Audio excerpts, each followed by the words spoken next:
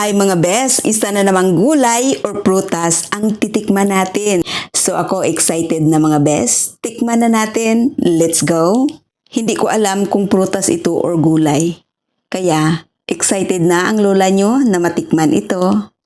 Cheers!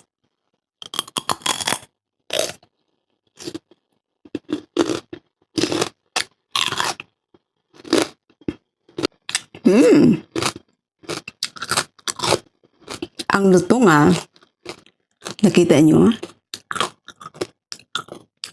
Again.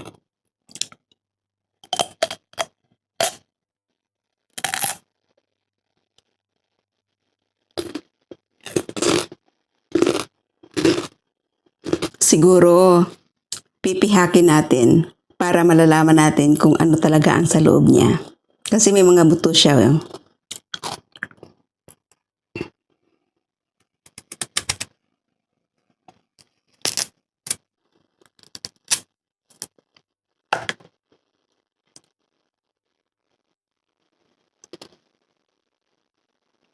Mga besh, ito siya ay isang klaseng cucumber.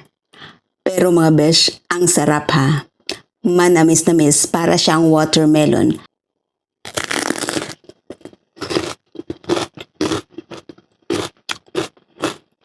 Napaka-crunchy.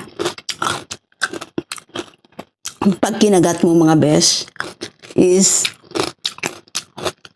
soft siya, pero crunchy siya. Ibang klaseng cucumber.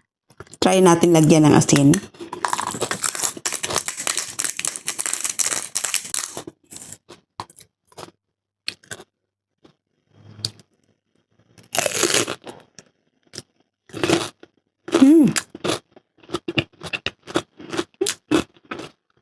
Ang sarap.